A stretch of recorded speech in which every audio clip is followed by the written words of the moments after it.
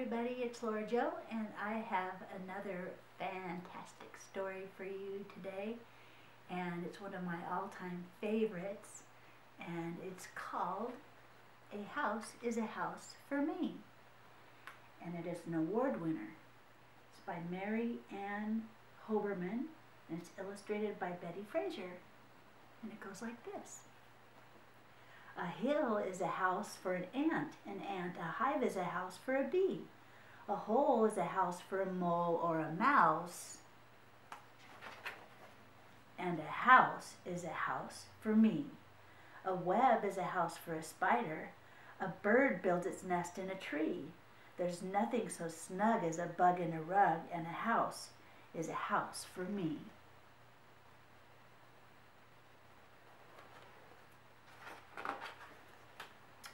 A coop, that's a house for a chicken. A sty, that's a house for a sow. A fold, that's where sheep all gather to sleep. A barn, that's a house for a cow. It is also, of course, a house for a horse.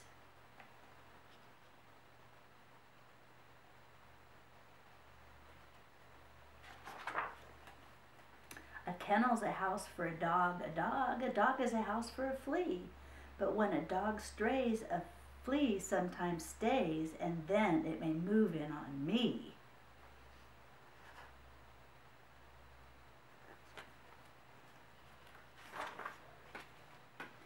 Houses for rabbits are hutches. A house for a mule is a shed. A castle's a house for a duchess.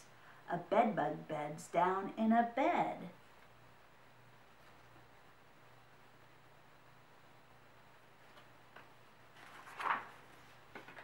Mosquitoes like mud holes and puddles. Whales need an ocean or sea. A fish or a snake may make do with a lake, but a house is a house for me.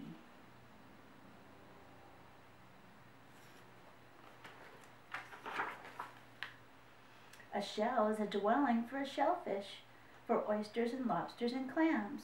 Each snail has a shell and each turtle as well, but not any lions or lambs. Lions live out in the open, monkeys live up in a tree, hippos live down in a river, and what do you know about me?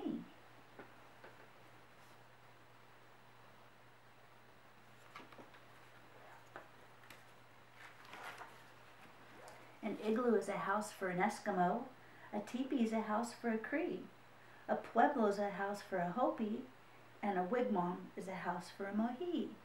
A garage is a house for a car or a truck. A hangar is a house for a plane. A dock or a slip is a house for a ship, and a terminal's house for a train.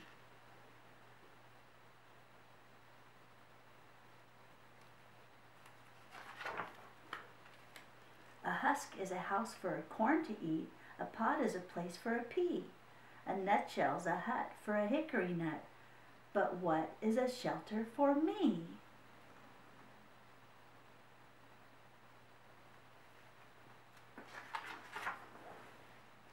A glove is a house for a hand. A stocking's a house for a knee. A shoe is a boot, is a house for a foot, and a house is a house for me.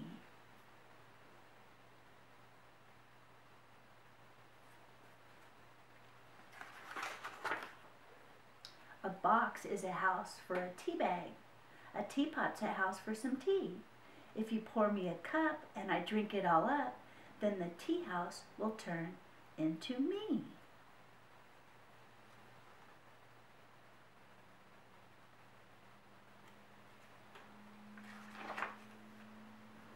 Cartons are houses for crackers.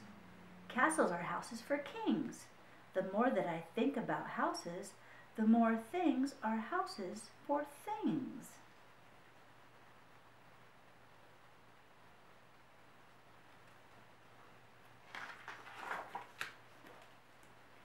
And if you get started in thinking, I think you will find it is true that the more that you think about houses for things, the more things are houses to you.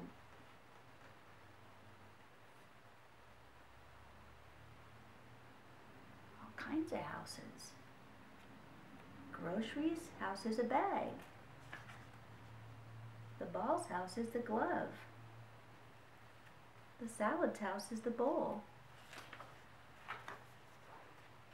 Barrels are houses for pickles, and bottles are houses for jam. A pot is a spot for potatoes. A sandwich is home for some ham.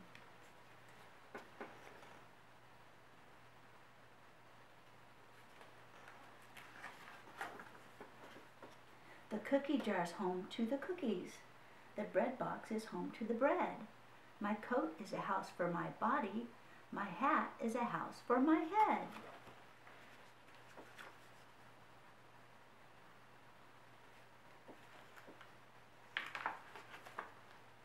Perhaps I have started far-fetching. Perhaps I'm stretching things some. A mirror's a house for reflections. A throat is a house for a hum. But once you get started in thinking, you think and you think and you think how pockets are houses for pennies and pens can be houses for ink.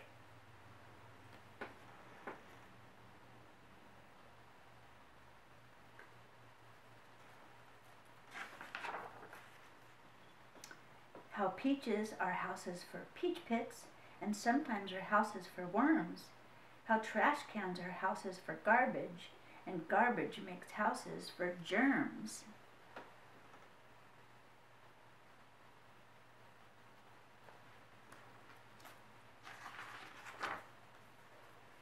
An envelope, earmuffs, and eggshells, and bathrobes and baskets and bins, and rag bags and rubbers and roasters and tablecloths, toasters and tins.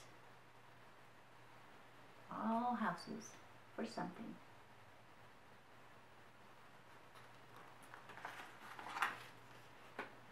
And once you get started in thinking this way, it seems that whatever you see is either a house or it lives in a house, and a house is a house for me.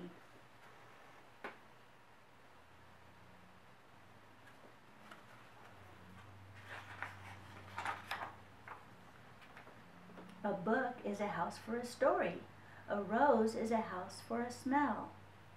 My head is a house for a secret I never will tell.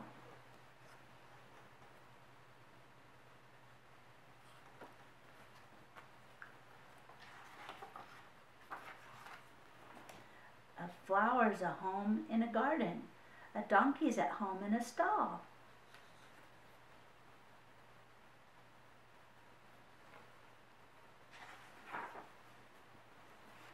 Each creature that's known has a house of its own.